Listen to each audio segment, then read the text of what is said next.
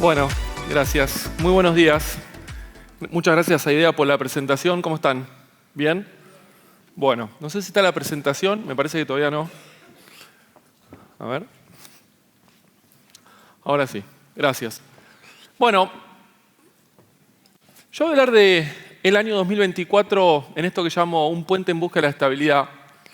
Pensando en 2024 como no es claramente un año más. No hace falta decirlo, pero hay que entenderlo en el marco de una economía en transición que va a tratar de conectar una economía agotada, espiralizando, nominalmente encaminada hacia un escenario macro disruptivo, con el intento de llegar a la otra zona en la cual tenemos una economía estabilizada, equilibrada, normalizada, reformada, que pueda empezar a transitar un sendero de crecimiento económico. Con lo cual, el año 2024 no es la nueva realidad económica. Es una realidad de transición. Claramente hay un montón de temas para hablar. Yo voy a ir al hueso de lo que creo medular. Uno, el programa económico, qué están haciendo para intentar cruzar este puente. Dos, si la inflación efectivamente va a desaparecer en la Argentina, y es el frente monetario, cambiario, financiero. Tres, qué pasa con la economía real en el mientras tanto. Actividad, sectores, componente de la demanda y demás. Empecemos por el tema 1. El programa económico entendido como el intento de estabilización que tenía un gran objetivo en el arranque. ¿Cuál era? Evitar un evento nominalmente disruptivo en la Argentina. Este es el déficit fiscal. En naranja, la trayectoria que estaba seteada con el FMI para cerrar el desequilibrio fiscal del orden de 5 puntos del producto si contabilizamos los intereses. Hubo 4 periodos en la historia argentina que se cerraron déficits fiscales de esta magnitud. Y los 4 fueron con eventos, en realidad, con crisis macro disruptivas, de los cuales 3 fueron con eventos nominalmente disruptivos. El Rodrigazo del 76, crisis de la deuda del 82 y la hiper del 89. Ahora, 5 puntos de ajuste fiscal no es económicamente desafiante, es política y socialmente desafiante. Fíjense lo siguiente. Esta es la ejecución fiscal del año 2015, déficit primario de 4,7 aproximadamente. El 2019, la ejecución 2021-23, sin pandemia, el gobierno de Alberto Fernández. Y esto es lo que viene de la ejecución fiscal hasta acá, que lo habrán leído en todos los diarios. Superávit, superávit, superávit, superávit, superávit, inclusive julio. Julio, por un tema de intereses, el superávit total dio algo deficitario, pero en el acumulado está 1,3 positivo el primario, 0,3 positivo el financiero. Lo hicieron.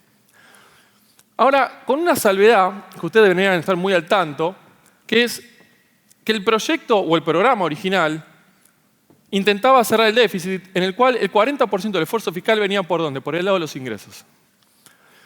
Para poner en perspectiva, el año pasado, ese déficit fiscal de cada 100 pesos que recaudaba el gobierno nacional, gastaba 130. Todos los meses le entran 100 pesos, gasta 130. Entran 100, gasta 130. ¿Cómo financiaban los 30 de diferencia? Con emisión, maquinita, algunos hacen con la mano. Bien, la masa monetaria de la economía era de 20. Había que más que duplicar la cantidad de dinero en la economía. Entonces uno dice, bueno, resolvieron el problema fiscal, pero de una forma diferente. Si dijimos del 40% del esfuerzo fiscal venía por más ingresos, los ingresos de 100 tenían que subir a 112. Y el gasto bajar de 130 a 112. ¿Qué pasó? Se cayó la ley bases, original. Cuando uno mira los ingresos, terminaron cayendo. De 100 no subieron a 112, bajaron a 95. Pero consiguieron el superávit. Entonces, ¿qué pasó con el gasto? Bajó de 130 a 92. Obra pública, transferencias a provincias, gastos de funcionamiento, subsidios económicos, jubilaciones. La única partida que aumenta es asignación universal por hijo. Ahí está la calle. El programa empieza a ser mucho más duro. Después voy a hablar de actividad. Producto de esta complicación. Ahí es la política atentando contra el intento de estabilización. Y podríamos decir, bueno, pero el programa, o el pilar 1 del programa, que era muy exigente, se está cumpliendo. Y efectivamente eso es así. Ahora, para estabilizar esta economía, yo digo, había 3 operaciones en simultáneo que había que hacer. Y uno, vamos a decir, era el corazón, era lo fiscal. La segunda operación, ¿cuál era? El saneamiento de la hoja de balance del Banco Central. ¿Qué pasó con el Banco Central? ¿Qué había en el activo? y ustedes son contadores en la mayoría. ¿Qué había en el activo del Banco Central?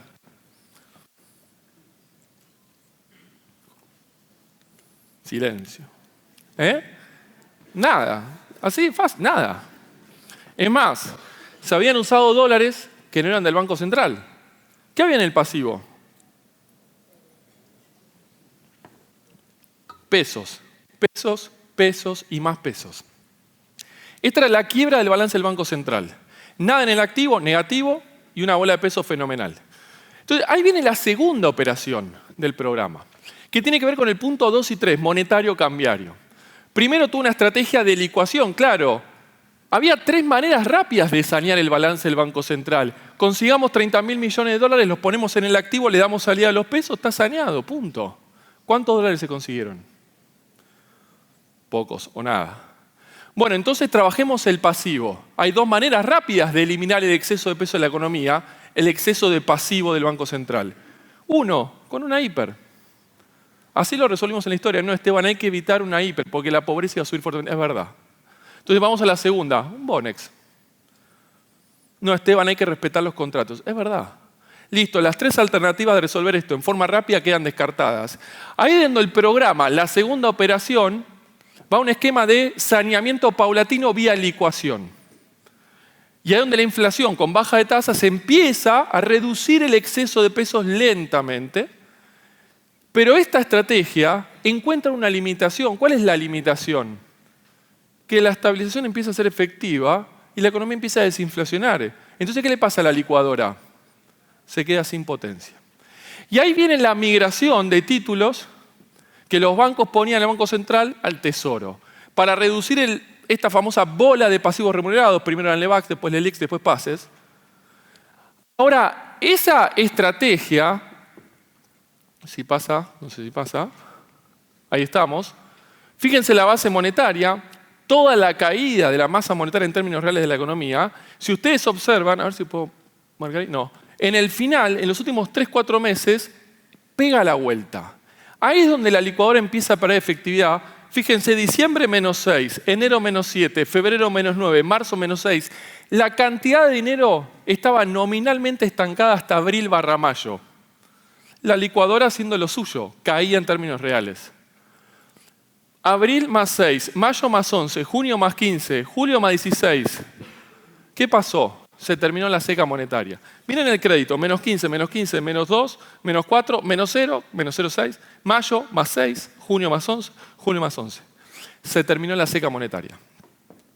O sea, hay una primera fase que va de diciembre a abril/mayo y hay una segunda que va de junio, julio y algo de agosto. Y ahí es donde el equipo económico decide cerrar los otros grifos de emisión. ¿Cuál es este que iba a cero? El financiamiento directo al Tesoro. ¿Por qué daba cero? Porque hay superávit fiscal. Pero el programa estaba monetariamente expansivo por los puts, por los intereses de los pasivos remunerados, por compra de dólares, etc. Y acá es donde vuelve la seca monetaria, yo digo 2.0, a partir de los anuncios de mitad de julio. Ahora, el saneamiento del balance del Banco Central, ahí de repente empezó a quedar a mitad de camino por el lado del pasivo. Y miren por el lado del activo. Variación de reservas internacionales y compra de dólares en el MULC. Ahí está toda la sangría de dólares del gobierno anterior. Arranca esta gestión, más 2.000, más 3.000, más 2.000, más 2.500, más 3.000, más 2.500, compran 17.000 millones de dólares. Bien. ¿Qué pasó en junio?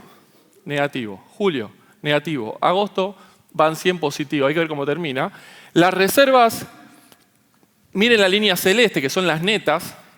Celeste un poco más oscuro es sin Bopreal, pero miren la celeste, que arrancaron 11.000 millones positivas en el gobierno de Alberto Fernández, terminó menos 11.500. Claro, y cuando empiezan a comprar dólares de menos 11 se va a menos 9, menos 7, menos 5, menos 3, menos 1, más 1. ¿Y qué pasó hace 2 meses? Bueno, el Banco Central deja de comprar dólares, no acumula, pero encima tiene pagos y empiezan a caer.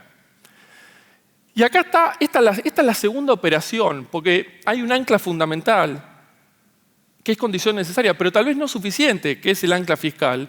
Pero hay una que tiene que ver con el saneamiento del balance del Banco Central, que avanzó un montón y algo todavía falta. Después voy a volver a esto. En el plano financiero, muy prolijo, con canjes, con reestructuración, con el nuevo acuerdo con el FMI, en realidad que levantaron el que estaba vigente, pero empieza a aparecer una agenda de vencimientos que yo diría, para un país normal, no es ningún problema. ¿Qué es un país normal? Un país que tiene crédito. Argentina no tiene un problema de perfil de vencimiento de deudas, pero sí tiene un tema con la cantidad de deuda en moneda extranjera para un banco central que no tiene dólares. Entonces, fíjense el mercado, los precios de los bonos.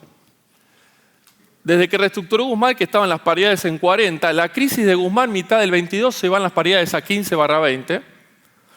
Después viene Massa, recupera, crisis de Massa en marzo-abril del 23, toda la volatilidad en torno a las elecciones. Arranca Milei, en realidad es electo, y después arranca, las paridades en 25, 30, 35, 40, 45, 50, 55, 60. Bien, ¿qué estaba viendo el mercado? ¿Cómo estaba saliendo la operación? Del corazón, la fiscal, de los pulmones, el balance del Banco Central. ¿Y qué está viendo el mercado ahora?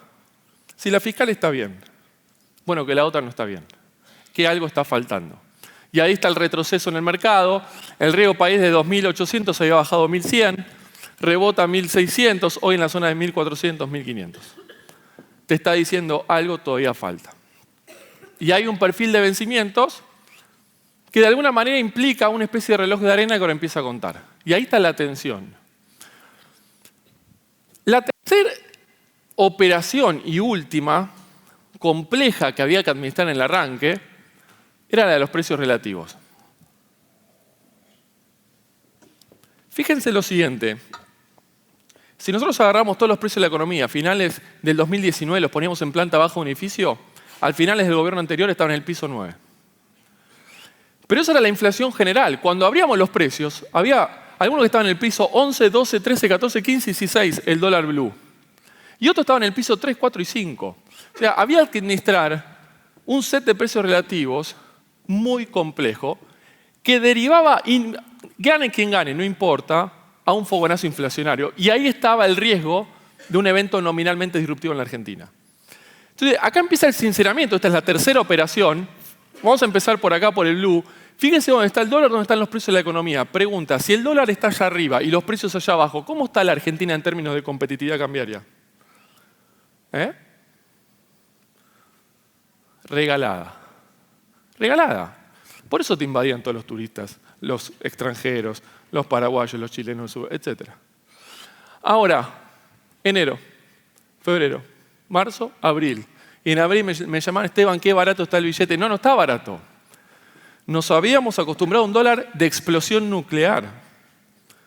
Bueno, acá fue el mejor momento en términos de estabilización, la brecha del 15%, mayo, junio, julio, y acá donde se tensionó. Vuelvo para atrás 3 meses. Fíjense, cuando los precios acá en abril, el dólar blue está acá abajo, no sé si puedo pasar, bueno, no importa, ahí. Y todos los precios de los transables acá arriba, indumentaria, autos, medicamentos, material de construcción. ¿Cómo está la Argentina? Carísima. ¿Cuántos chilenos estuvieron entrando en abril, mayo a la Argentina? Ni uno. Y hoy los argentinos empiezan de alguna manera a hacer especie de ya tour de compra de vuelta. Bueno, esto con el dólar blue. Fíjense el dólar oficial. A ver si puedo volver para atrás. Sí. Este es el dólar oficial. Miren enero. ¿Se acuerdan los 60 pesos de Alberto Fernández también? A enero estaban esos 1.300 a plata de hoy, estaban 1.300 a plata de hoy. Estaba bien. Febrero, marzo, abril, mayo, junio, julio. Va y viene. Y ahí empiezan las preocupaciones y ahí está la tensión. Miren en términos generales, los transables, ¿dónde arrancan? Sacando la industria automotriz, todo lo demás. ¿Qué ven? Bueno, esto es bueno. Y esto tiene que pasar. Esteban sí, pero no sabe la recesión que hay. Seguramente. Miren esto. ¿Qué ven? Sube. Y esto obviamente es el principio del sinceramiento de precios relativos. ¿Qué, Esteban, tiene que quedar todas las burbujas ahí en el medio? No, nada que ver. Pero allá había inflación reprimida y tal vez hoy todavía la hay algo. Entonces, ahí está el intento de estabilización transitando para mí el segundo tiempo de este puente que estamos cruzando. Después vuelvo a esto. Entonces, cuando voy al tema cambiario, ahí está el sinceramiento de diciembre y el crawling del 2. La primera tensión fue en enero. ¿Qué pasó en enero? Se cayó la ley bases. Ahí el programa descarrila un poco, se vuelve más duro, cambia la estrategia fiscal y monetaria y logran estabilizar los dólares financieros. La brecha se ha ido a 55, baja a 15. Y acá está ese principio de descarrilamiento en los meses de mayo, junio, cuando se volvió monetariamente expansivo. Y acá está todo el foco de tensión en el frente cambiario, que está con síntomas de que algo está faltando. El Banco Central no compra dólares, pierde reservas, brecha cambiaria está alta, aunque ahora la están de alguna manera tratando de contener, y este es el tipo de cambio real. Vamos a poner en perspectiva dónde está el dólar. El 1 a 1 de la convertibilidad a plata hoy es 750 pesos. 1 a 1, de los 90 a plata hoy es 750 pesos. 4 pesos de junio del 2002 a plata hoy es 2.200 pesos. Ahí tenemos dos referencias, un dólar muy bajo, un dólar muy alto. El de 4 pesos era de explosión de la convertibilidad. Dólar competitivo de Néstor, entre 2,8 y 3 en su momento, a plata hoy es 1.840. Todo el atraso cambiario. Kichilov devalúa con controles de cambio y 20.000 millones de dólares de reservas netas, de 6 a 850, de 1.000 a 1.300, y atrasa, entrega la convertibilidad. Macri sincera, 9,70 a plata de hoy, déficit externo de 5 puntos del PBI, financiado con ingresos de capitales, pierde el financiamiento, 1.300, sacando los picos, 1.300. Atraso Guzmán Alberto, Massa sincera, traba, entrega la convertibilidad. Milei sincera, queda algo desacoplada la carrera nominal del CROL del 2, estamos en 9,32, más abajo que Macri y más abajo que Massa predevaluación. Y ahí está la tensión. Y está la discusión y está el debate. Ahora, al margen del debate, obviamente a esto hay que agregarle para los exportadores el blend, los importadores están en 1.100, eso compensa un poco. La brecha te está diciendo algo. El tema yo creo que está en el balance cambiario, que está finito, está muy finito, para la necesidad de dólares que tiene la economía argentina. No, podemos discutir si la Argentina ya estuviese saneada. Yo digo, 1, estabilizada. 2, con equilibrios macro. 3, con las reformas estructurales ya implementadas. Este dólar es más que sostenible. Es más.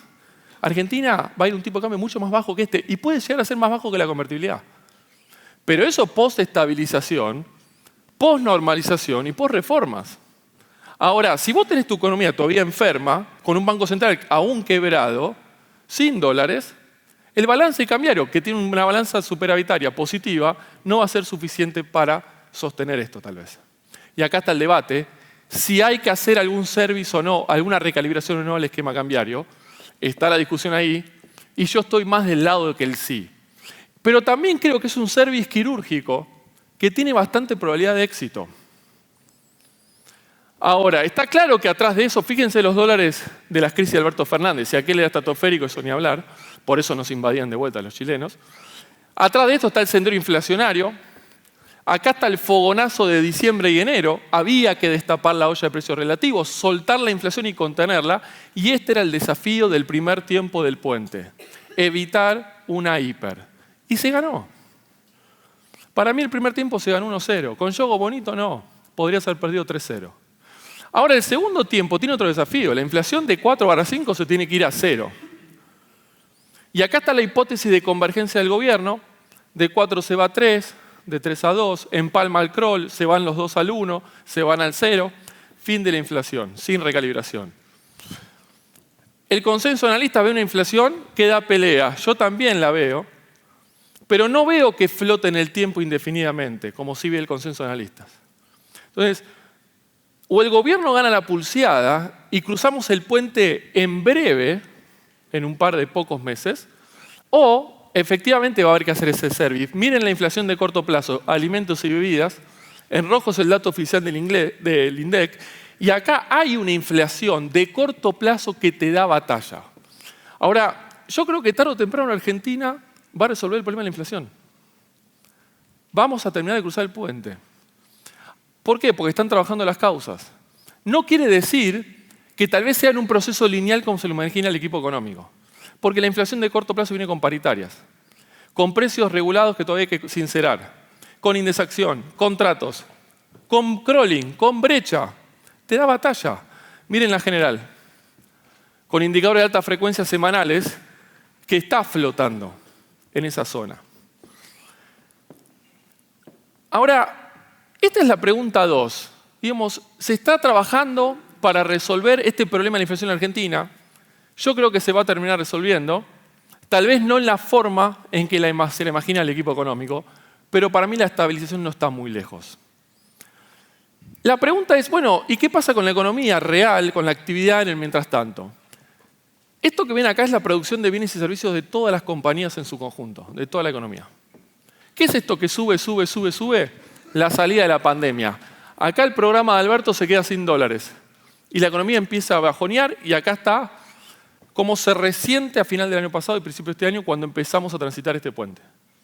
Eso que están viendo ahí es apenas ese cuadradito que está ahí de una economía que no crece hace 12 años. La herencia tenía un componente de disrupción nominal a la vuelta de la esquina y de estancamiento estructural del otro lado. Y esto explica la dureza del programa, las reformas de fondo, las reformas estructurales, la ley bases, el pacto de mayo, etc. ¿Qué fue en el 2012? Una sequía, V corta. Crisis cambiaria de Kichilov, ahí están todas las crisis cambiarias, devaluación. Macri en el inicio, 2018-19 es una L. La V corta de la pandemia, la economía bajonera del año pasado, menos 1,6 terminó. Y hoy estamos ya transitando el tercer trimestre, de lo que nosotros vemos una salida lenta e irregular en forma de U abierta. Entrás vertical, planchás en el valle y empezás con irregularidad y algo lento a transitar un sendero de recuperación que eventualmente el año que viene podría acelerar. No hay V corta, no hay caída libre tampoco. Ahora, esto a ustedes como actividad no les dice nada. Fíjense los sectores económicos. Yo después voy a compartir la presentación, por un tema de tiempo trato de ir al hueso de los temas. La economía bajonera 2023, todo esto es actividad. Tenía el turismo 60 arriba, mercado inmobiliario 20 arriba, motos, autos, shopping, todo más de 10 arriba, minería, petróleo 9, todo arriba. Algunos sectores algo trabados, como es gas, supermercados, algunos industriales, y después afectó el año pasado construcción, pesca, el crédito, el agro, oleaginosas. ¿Qué le pasó al agro el año pasado? Sequía histórica, hundido. Yo digo, el 23 fue una economía bajonera en un barco que se hundía, se había puesto 90 grados, el agro iba hundido. Construcción y algo de industria afectado, todo lo demás expansivo.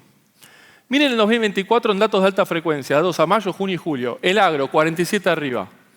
Mercado inmobiliario, 25 arriba. Esta segunda columna es el dato acumulado en lo que va del año y este es el mes. Pesca, 23 arriba, llegada de turistas, 16 arriba, petróleo, 8 arriba, minería, 8 arriba, gas, 5 arriba, ocupación hotelera no residencial, casi 3 arriba, oleaginosa, 5 arriba. ¿Y la crisis? ¿Qué tienen en común estos sectores? Están todos agarrados del mercado externo. Tu barco bajonero se quebró en 2 y la economía empieza a ir a 2 velocidades.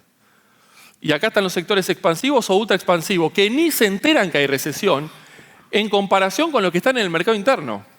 Tu barco bajonero se quiebra y hay un mercado interno que se resiente mientras intentas estabilizar. Y acá está el comercio, supermercados, shoppings, autos, motos, construcción de lo más afectado. El mercado interno. Pero Argentina no viene, no está y no puede ir a un 2001, a una crisis sistémica de actividad. Lo que tenemos en este puente, en este año 2024 de transición macroeconómica, es un mercado interno que se resiente mientras intentás estabilizar tu economía. Y naturalmente iba a pasar. Y ahí está lo que se afecta. Y lo de arriba le pone un piso a lo de abajo. En la medida que la estabilización sea exitosa, la caída va a ser menor y la salida va a ser más rápida. De una salida que si yo les muestro los datos de alta frecuencia de junio, julio y algo de agosto para mí se va a resentir un poquitito, pero venimos en un proceso de recomposición. ¿De la mano de qué? ¿Del crédito? No. ¿Del empleo? Tampoco. La economía sigue perdiendo empleo, pero cada vez menos. Los últimos datos ya dan cuenta de que empieza a ser marginal el daño en el empleo de todo esto. De la mano de los ingresos reales. Allá está la base 100, año 2013, 15, 17, los picos, las devaluaciones, la L del 2018-19, la pandemia, y cómo igual los ingresos no pudieron subir. Y fíjense cómo empiezan a derrapar al final del año pasado y en el arranque de todo esto, cuando destapamos la olla de precios relativos. Pero ¿qué pasa con el bolsillo? Se hace puré. Y ahí es donde el mercado interno entra automáticamente en recesión. Automáticamente, y podría decir violentamente. Miren los últimos meses. RIPTE, SIPA, ustedes saben bien la diferencia. Más 2,7, más 6, más 3, más 1,5, más 2,8, más 0,4, menos 0,4, más 4, más 0,7. ¿Qué ven? Que en la medida que tu estabilización es exitosa, la inflación baja fuertemente, hay una recomposición en el margen de los ingresos. Marginal, vos te caes 20 escalones y empezás, bueno, ahora subo 1. el otro mes subo 2, el otro mes no subo ninguno, o bajo medio, y después voy y va y viene. Y esta recomposición en el margen de los ingresos, de jubilaciones, de pensiones, de salarios, de los informales de todos, después de esa semejante caída, es lo que hace que el consumo que tira fuerte para atrás en el arranque y mete a la economía de los sectores volcados al mercado interno en fuerte recesión en el principio, traba y después empieza lentamente a girar, en el corto plazo. En el mediano plazo, el empleo ya se deja de perder puestos de trabajo y empieza a lateralizar y después empieza un proceso de recuperación y el crédito al consumo para la economía ya estabilizada acelera el proceso que acompaña la recuperación del ingreso real y ahí es donde hacia adelante empieza a acelerar más. Y hace que la economía vaya transitando estoy en tiempo, me queda una lámina igual. Ese proceso de recuperación, que ahora voy a decir cómo me lo imagino. Una lámina y estoy.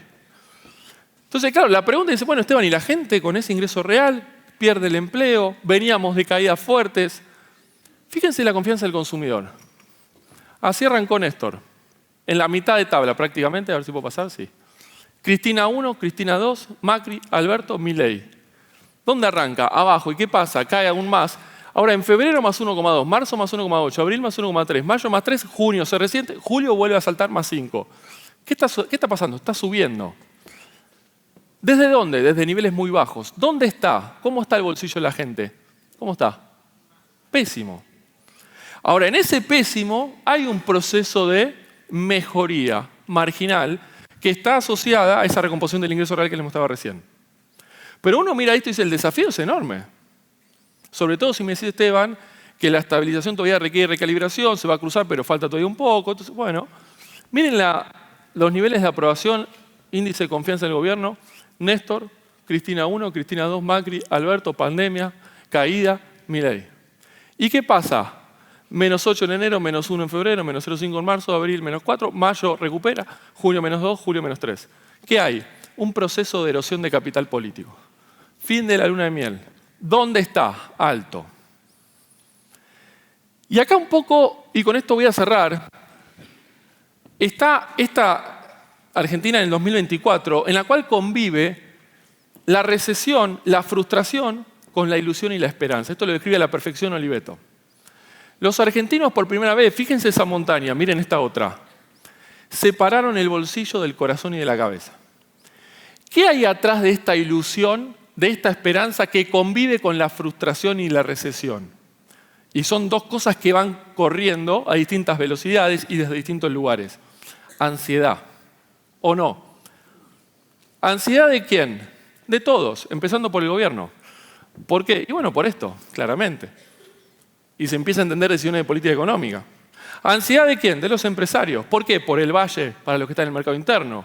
Si van a Neuquén, muchos van a Neuquén, saben que la economía está desacoplada y vuelan algunas cosas. Para bien. Ansiedad del mercado. ¿Por qué? Por los vencimientos de deuda. Entonces yo me imagino, con esto cierro, que Argentina tarde o temprano va a terminar de cruzar este puente. Y hacia adelante, cosa que no pasa desde hace 12 años, puede haber o va a haber crecimiento económico, que es concatenar 2-3 años de crecimiento consecutivo. Ahora, yo digo, agarrar el tren que está pasando para la Argentina. Todos saben que Argentina está lleno de posibilidades, porque hay un mundo que hoy demanda todo lo que la Argentina tiene, y esto no pasó. Es más, no pasó casi nunca que Argentina tenga todas las cartas ganadoras. Hay un tren fenomenal. Lleno de oportunidades. Pura potencia, algunos sectores ya lo están viviendo. Economía del conocimiento, minería, petróleo, gas, energía. Ahora, el tren está pasando y hay que agarrarlo. Para agarrarlo hay que llegar a la estación. Y la estación está cruzando el puente. Y esto es lo que falta trabajar. Falta la última fase de este segundo tiempo, concluir la estabilización, en la cual yo creo que tarde o temprano va a suceder, tal vez no como se me imagina el gobierno, un proceso lineal en el cual todo sale bien, va a haber tensión, va a haber conflicto, para mí va a haber service recalibración y tarde o temprano vas a cruzar. Muchas gracias. Te agradecemos, Esteban Domecq, por tu exposición. Muchísimas gracias.